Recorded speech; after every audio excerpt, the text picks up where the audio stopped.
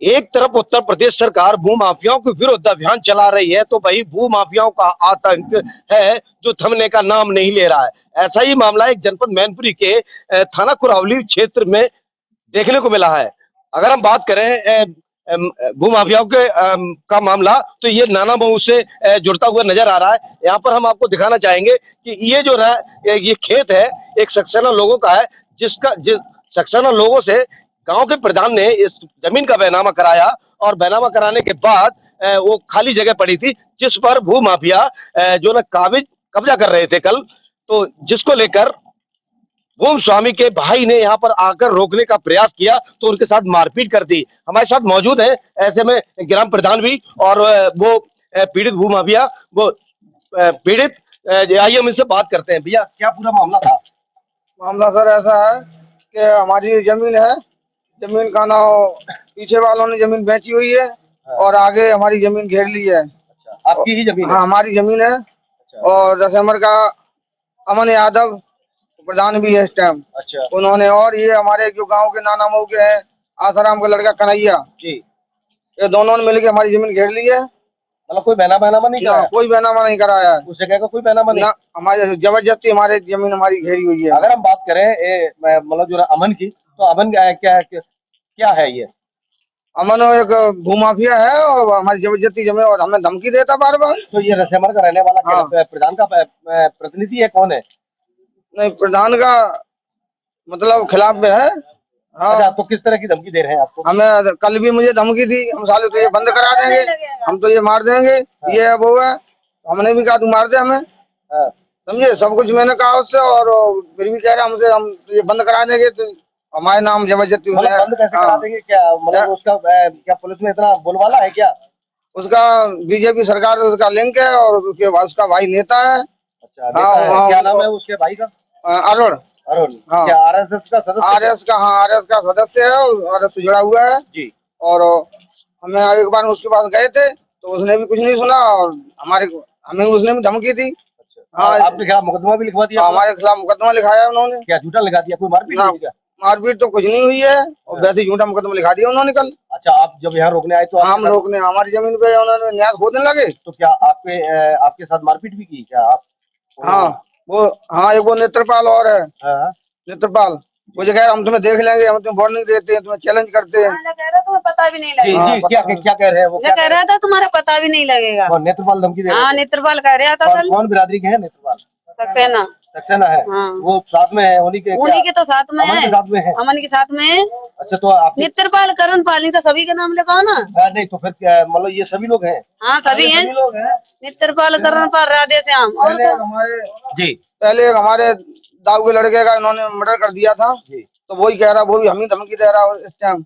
हाँ, हम कुछ भी कर सकते हैं इस करके वो गुंडा अपने आप को बन रहा है, गुंडा है भी, जो कि हमारे भाई का पहले मर्डर किया था एक हमारे ताऊ के लड़के का। तो क्या ये अमन यादव है, क्या इसके साथ क्या मंत्री वगैरह आते रहते हैं क्या?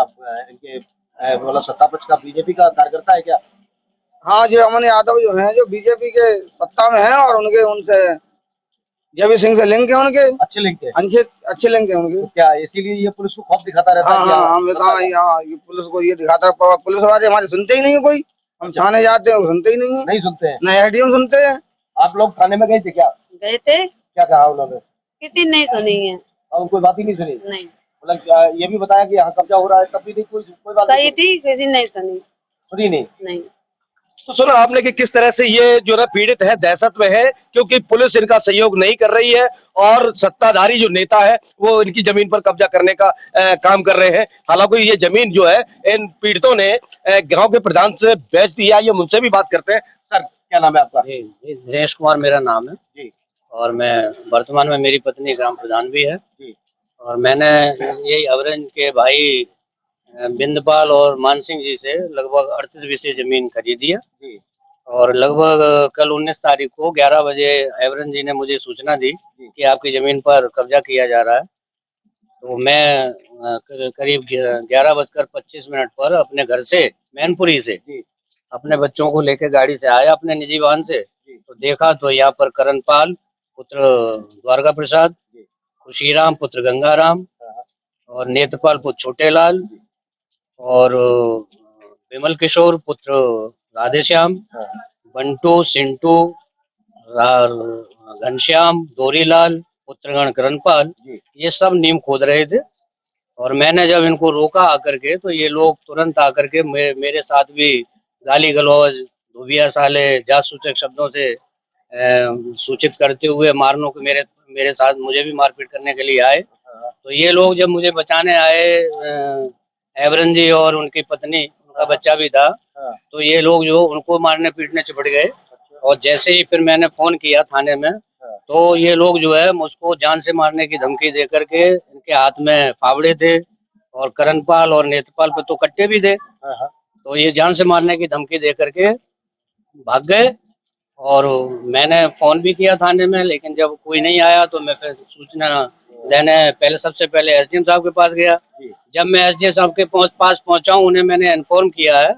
उससे पहले ये लोग अमन जो इनका संरक्षण करता है और भूमाफिया भी है, वो खुद ही, जिसने ये जगह घेर रखी है, वो इन लोगों को लेकर के थाने पहले पहुंच जाता है और मेरे खिलाफ और मेरे बच्चों के खिलाफ, एवरन के खिलाफ झूठी घर में घुसकर मारपीट करने की रिपोर्ट लिखा करके मुकदमा दर्ज करा देता है। और मैं जब गया हूं तो मेरी ना तो रिपोर्ट लिखी गई वहां पर, और उनको चूंकि वो बीजेपी में है, इस वजह से उसको पूरा संरक्षण प्राप्त है। तो बीजेपी में है क्या, सदस्य है किसी और क्या? बीजेपी में है और उनका एक भाई आरएसएस में भी है, तो उनके जो भी वो चाहते हैं वो कर रहे हैं। अपने गांव में भी इन्होंने जो है एक खेरा है जो पूरा पंचायत का है, उसमें भी इन्होंने पट्टे मतलब लोगों को पैसे ऐसे ले करके घर बांट दिए हैं। तो ये उन्होंने वहां भी अपने गांव में भी कर रखा है। तो ये अमन जो है ना, अमन क्या गांव का प्रधान प्रतिनिधि? गांव का प्रधान स्वयं है, हो सकता है उसकी पत्नी प्रधान हो, लेकिन वो स्वयं ही प्रधान है। अच्छा, हाँ। तो और तो क्या ये जो कब्जा कर रहे हैं, तो क्या सीसी कैमरे में भी कैद हो गया इसके? हाँ बिल्कुल बिल्कुल, मेरे पास रिकॉर्डिंग है उसकी, जो इन लोगों ने पहले रिकॉर्डिंग कर ली थी, जितने लोग कब्जा कर रहे थे, वो यहाँ रिकॉर्डिंग है उसकी। तो ये पुलिस जो है ना जांच नहीं करती और एफआईआर लिख लेती है? हाँ, मेरे खिलाफ जो एफआईआर कराई गई उसमें बिना जांच किए मतलब रिपोर्ट कराई गई और बिना जांच किए एफआईआर की गई। ये मतलब एक पक्षीय पुलिस भी दबाव में काम कर रही है। तो कितने लोगों का नाम लिखाया है आपके परिवार में? मेरे बेटे रोहित का, जो टीचर है, मैं भी टीचर हूँ, और मेरा एक छोटा बेटा जो अभी पढ़ रहा है, और एवरन सिंह और 3 अज्ञात के नाम भी उन्होंने रिपोर्ट लिखाई है।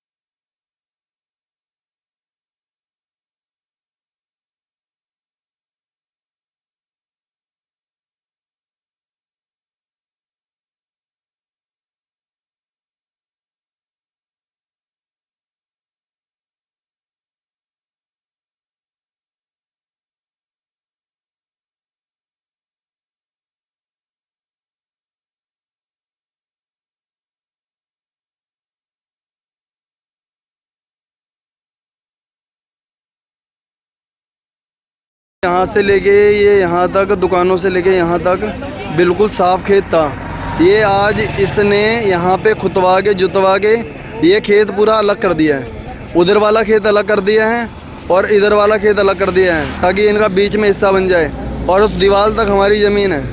हमारी ज़मीन होने के बावजूद भी उस बंदे ने दूसरे खेत वाले को अंदर एंट्री करके सारी बदमाशी करके हमारे खेत को अंदर कर लिया। ये निहास इधर अलग से बना दी उसने। ये यहाँ पे ईंटें, वो क्या कहते हैं, चिनाई कर रहा था यहाँ पे ईंटों की।